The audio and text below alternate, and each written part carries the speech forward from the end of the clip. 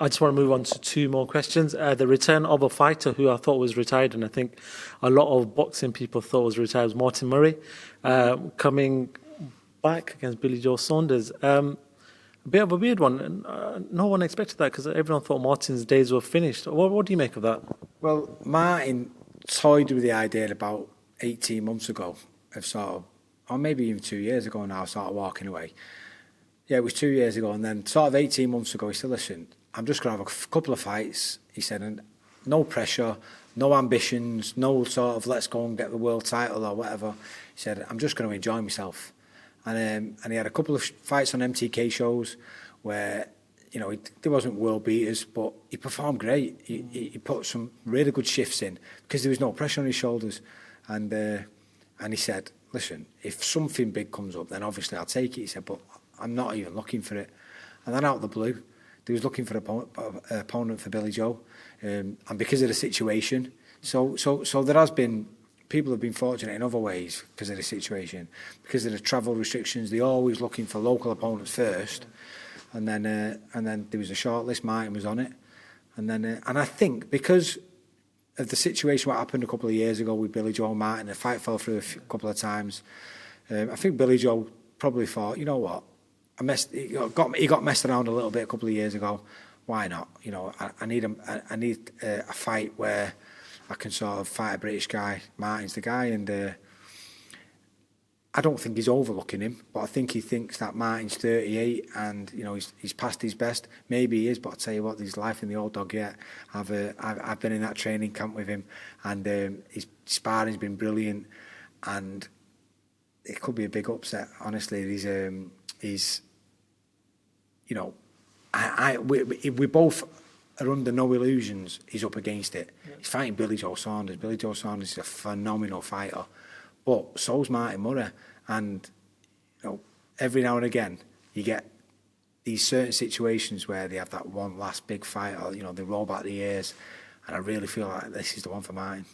In regards to Martin, when there's a big fight for him, he normally puts in a performance. Rarely ever seen him. I mean, he should have been a world champion. We know that. Taking off all these judging decisions that went wrong over the last couple of years. But how motivated is he? Because he's always looked for these big fights. You've mentioned it there. Billy Joe Saunders' fight did fall through previously, but the motivation is still there in Martin Murray. Yeah, I mean, I'd probably say maybe more so now than it was when he was sort of 33, 34, because even at that age, thinking, I'll get another opportunity. Whereas now, he knows that if this doesn't happen now, it's never going to happen and he'll retire. So when you get a situation where someone is 38, but they don't feel 38, and even though he's been in some tough fights over the years, he's always had big layoffs in between.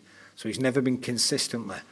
And now he finds himself in a situation where he never thought he'd find himself in. He thought his career was finished and he'd just have a couple of fights and keep ticking over. So all of a sudden this massive opportunity comes up and he goes, do you know what? I fancy this. And he really has got that spring in his step. So, you know, again, it's a difficult fight. But if there's anybody with the skill set to be able to do it, the mindset, then it's Martin Murray. And, you know, I feel like Martin's like a brother to me. You know, we came through Oliver's gym together. I retired. I'm a few years older than him. I'm 4 or 5 years older than him. And but he's sort of like a little brother to me. And you know, we were talking about what would this. Someone asked me what would this mean to you if Martin Murray won a world title. For what it'd mean to him, would mean the absolute world to me. And obviously, because of the situation with Oliver and not being there now, it'd be it'd be an emotional thing as well. But I'd feel like I could go, do you know what? I may as well walk away from training now, because if we've been able to get Martin at 38 years old to beat Billy Joe Saunders, then what else is there to achieve? You know what I mean? I'd need a real sort of couple of weeks to sit back and just relax. So yeah, big ask, but he's put himself in the perfect situation to give himself the best chance of pulling it off.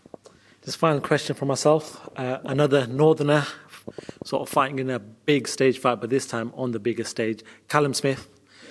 Canelo, Alvarez, there isn't a bigger fight for Callum. Callum's been looking for this for over a year. Talk to me about that. That's a difficult fight for Callum. But you've seen a lot of Callum. You've seen a lot of Canelo. Just talk to me about that. Yeah, well, I think Callum is probably one of those fighters where the better the opponent, the better he'll fight against. I'm sure, he's massive, so big for a super middleweight.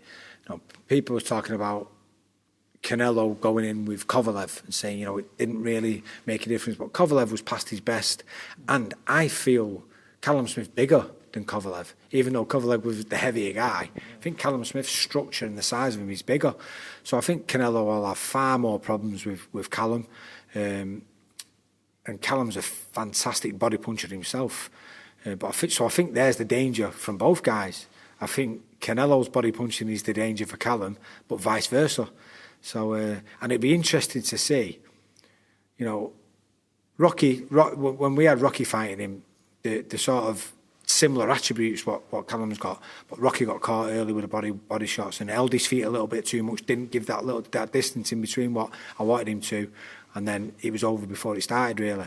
If Callum can not fall into that pocket where he allows Canelo to get his feet close and start working the body, and then use his range to sort of whip that head up and come round like he has done in the past, then he's got a chance. But it's a difficult task. He's a phenomenal fighter, Canelo, and I've seen it up close. He doesn't seem that big at the weigh-in, and then you see him when he gets in the ring on the night, and you think, Jesus Christ, someone pumped him up. He just swells out and goes big. So Callum will be by far the bigger guy on the night, but don't rule out Canelo being big on the night as well. So, but again, this is one of them fights where thank God it's been made, because a lot of the time, Mayweather, Pacquiao, for instance, the two best guys around that division don't fight each other at the peaks, and Callum Smith and Canelo are willing to put it on the line. The two best guys at super middleweight are going in against each other. So take me out of two and both. Just going off that then, how much would boxing fans, how much does it mean to us guys involved in boxing in 2021 that we get to see the biggest fight in boxing, Tyson Fury, Anthony Joshua?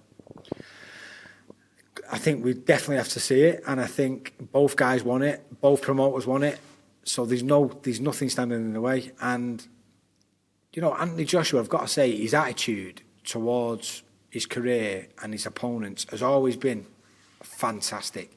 He's always seemed to want to fight the best, and Tyson Fury has as well to a certain extent. So, both of them are credits to boxing. They both hold heavyweight titles, and they're both so different in character, but they're now known worldwide. And I don't think you could have said that about Tyson Fury a couple of years ago. You could have said that about Anthony Joshua. Tyson Fury was known, but not as well known as he has done now. And so him going to America and fighting Deontay Wilder and making a statement and making a name for himself has done that fight the world of good. And God, it's just a huge fight. And I don't ever think we understand the value of a fight until time's come in between it. And the fight takes place, and then you sort of get 10 years down the line, and then I really think then you get the appreciation. You look back and you go, wow, what a phenomenal event that was. They're not fights, they're events.